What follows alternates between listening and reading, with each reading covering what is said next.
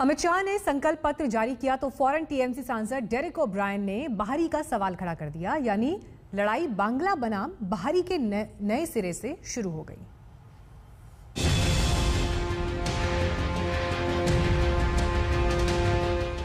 17 मार्च को ममता बनर्जी ने 146 पन्नों के अपने मैनिफेस्टो में पिछले 10 साल की उपलब्धियां गिनवाई। कई वादे भी किए। नौकरी, स्वास्थ्य, शिक्षा के साथ साथ किसानों और गरीबों के विकास के लिए सब कुछ था। 4 दिन बाद जब बीजेपी अपना मेगा संकल्प पत्र लेकर आई तो लगा बंगाल में परिवर्तन की आंधी ही आ गई हो। ममता से वादों की रेस में आगे निकलने की होड़ साफ दिख रही थी। बीजेपी ने ममता बनर्जी को तुष्टीकरण के चुनावी पिच पर फिर से क्लीन बोल्ड करने की कोशिश की।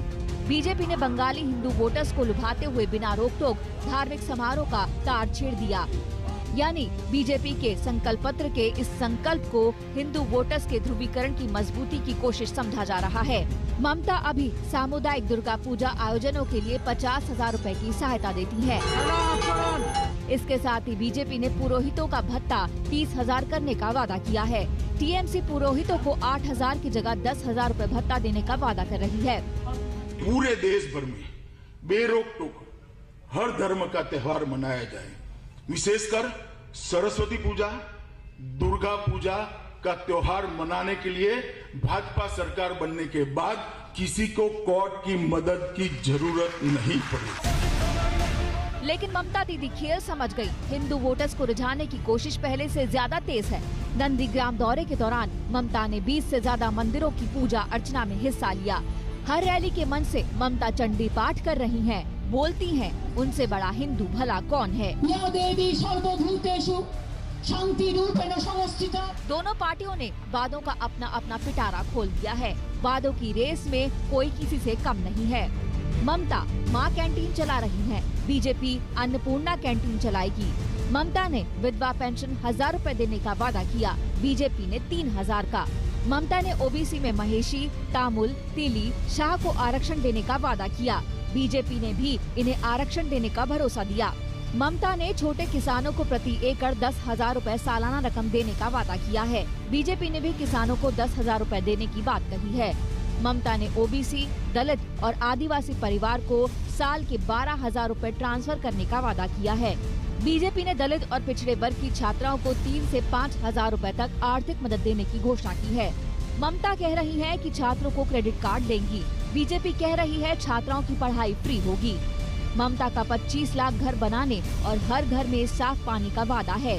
बीजेपी 11,000 करोड़ का सोनार बांग्ला फंड बनाने का ऐलान कर चुकी है। यानी मुकाबला जबरदस्त है। बीजेपी का हिंदुत्व कार्ड हो या फिर सोनार बांग्ला का नारा, टीएमसी कार्ड के साथ तैयार है। मैनिफेस्टो में सब जगह को लेकर सब कुछ मिलेगा और स्पेशली फॉर महिला के लिए जो 33% जो संरक्षण किया है और जो महिला बस में अगर जाएगा वो भी फ्री कर दिया। बहुत सारा महिला के लिए किया है, KG to PG पूरा फ्री एजुकेशन बहुत ही बढ़िया है। किसानों के लिए, युवा के लिए, गरीबों के लिए, सबके लिए, पूरा परिवार के लिए। ये मैनिफेस्टो वो लोग बोलते हैं एश्योरेंस, लेकिन हमें तो लगता है ये जुमला है। 14 साल में वो लोग बताए थे कि वो लोग 15 लाख हर परिवार को देंगे, लेकिन उन्होंने नहीं दिया। उन्होंने बताए थे कि वो 2 करोड़ नौकरी हर साल देश के लोगों को देंगे, वो बताए नहीं है। वो अभी बोल रहे हैं कि वो CAA बांग्ला के कैबिनेट में अप्रूव करेगा, ये भी जुमला है। 10 साल बीजेपी ममता पर तुष्टीकरण का आरोप लगाती है। ममता मंच से दुर्गा पाठ करती है। बीजेपी मतुआ समुदाय को साधती है। टीएमसी CAA का मुद्दा उठाती है। बीजेपी घुसपैठ पर घेरती है। टीएमसी कहती है केंद्र में बीजेपी सरकार है, घुसपैठ क्यों नहीं रोकती। टीएमसी आदिवासी और दलितों के साथ चुनावी वादे करती है। जाति का यही कार्ड बीजेपी भी खेल रही है। बीजेपी सोनार बांग्ला का नारा देती है। टीएमसी बदहाल आर्थिक हालत पर आईना दिखाती है। दीदी और बीजेपी के बीच इन महीन चुनावी चालों को समझना आसान नहीं है। देखते जाइए, परखते जाइए, क्योंकि पूरे 5 साल के बाद आंकलन करने का मौका जनता जनार्दन के पास है। कोलकाता से अनुपम मिश्र के साथ आज तक ब्यूरो।